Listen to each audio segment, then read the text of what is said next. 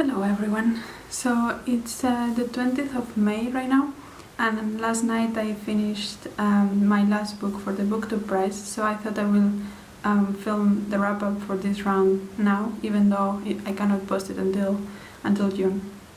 But I was judging fiction for this round, Group C, and I'm going to go through these books from the 6th place to the 1st place.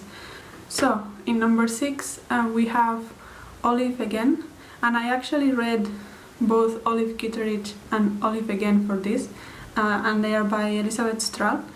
And so, these books are about Olive, but not really about Olive, it's about all the people around her. And Olive Kitteridge focuses more on her relationship with her husband Henry, and then in the second book it focuses in a different relationship. Yeah, for me, even though I understand that the topic of the book of all people and how they sometimes can feel a little bit lonely, this is important. I think it deserves to be written about, but I found this just so scattered.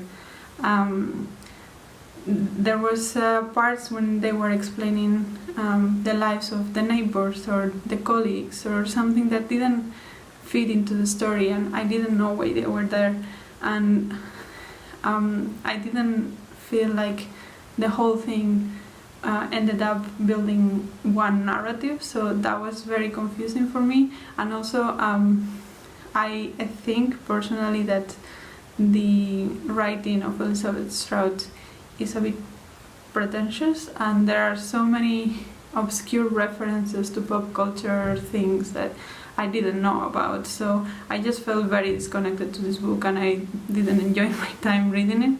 There were some little times in which it was fine, but overall I did not feel very connected to the book, so that's why it's in 6th place. And then in the 5th place we have Queenie by Candice Carty-Williams, and this book is about Queenie, who is a black woman from Jamaican descent, I think, living in London, and it follows her and her relationships, and I don't think this is a spoiler that she has mental health issues, and that also reflects very prominently in the book. It has been described as Bridget Jones' diary, but black. I don't know, I haven't read Bridget Jones' diary, but so the thing is, this book discusses some very important topics about mental health, about race, and how black women are treated as sex objects much more than white women do, and all that was very important.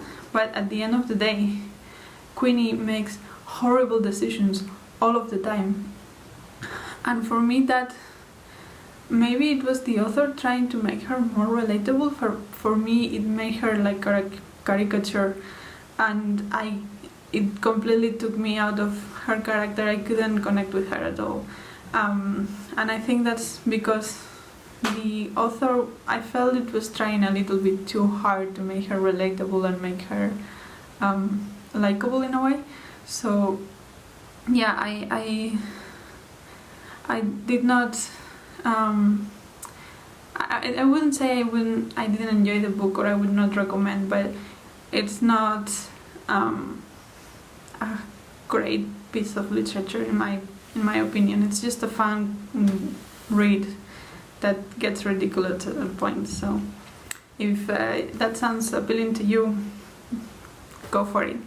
But that's why it's in my 5th place. I don't think it was I think it's unique and special, but I don't think it's particularly impressive achievement, if that makes sense. And then in 4th place I put The Nickel Boys by Colson, Whitehead.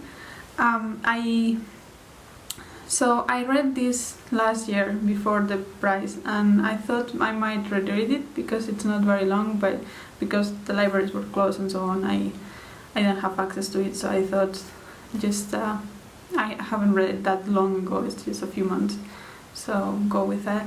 And this one, I know that a lot of people love this book, and I understand why. It won the Pulitzer Prize and everything. So the thing with this is that I don't know what it is with Colson Whitehead's writing that does not connect with me, it doesn't interest me. When I put the book down, I didn't want to pick it up again. It happened to me as well with the Underground Railroad, and I can admire the book for what it does. I have to say I didn't like the plot twist, but that's another thing. But yeah, although I can admire the good things in it, and I think it's a good book, it just personally for me it didn't work, so I put it in 4th place. The next book, in number 3, I put The Beekeeper of Aleppo by Christy Lefteri. This is something that I finished actually last night, and this follows a refugee that goes from Syria, Aleppo in Syria, to the UK, and it has sort of 2 timelines. The first one is when he is already in the UK and the whole process to become a refugee, and the first one is the other timeline is from his journey and what happened in Syria that made him leave. It was a very emotional, impactful book, I think, and I would recommend, but why is it number 3 is that the tone of the book was a little bit too whimsical and too sweet in a way. There were points in which I felt like I was trying to be emotionally manipulated, and I understand that these stories are very emotional, but the tone didn't always fit what I think the experience is. So yeah, although it's a good book and I would recommend, I will say that can bother some people, and it did bother me a little bit. Also, so normally when you have a dual timeline, you have like one chapter from one timeline and another chapter from another timeline. In this book, is one chapter is like the UK timeline, and then there will be like a word that connects the 2 things, and it will automatically like change the timeline from that word onwards, and it's a word that is marked with a drawing so that you know that is happening. But I thought it was a strange way to do it. I guess it's experimental, but yeah, that also didn't work for me as I think the author had intended. But other than that, I think it's a good book. It's just the other 2 were better for me. And on that note, number 2, I put A Woman is No Man by Etaf Rum. And this is about a woman, or at first a girl, in Palestine that is married off to a family in the US. So she moves from her village in Palestine that she had never left to the US, to New York, and into this family. And it's about how she adapts to that, and also about the family she has married to. We also get the perspective of the mother-in-law and a little bit of history of the husband and the husband's sister. And so yeah, this was in my opinion, the writing somehow made it very atmospheric, in the sense that it was very claustrophobic, because she was always in the house and she was very controlled, and the things that a woman should do and take care of the house and never look the man in the eye, and all these things were very prevalent, and that sexist narrative, or that sexism was very, very enforced by the husband, but also by the mother-in-law, because that's all they knew. But I think this happens in the 2000s, and that felt like, well, that's something, a timeline I have left, and I felt like it's too recent for it to be that sexist, but apparently it is, and I learned a lot about how those dynamics work, and I thought it was very interesting. Also, there is a whole narrative of one of the daughters of this woman trying to find out what happened to her, because well, she only had daughters, and she was shamed by it from the whole family, and that was terrible as well.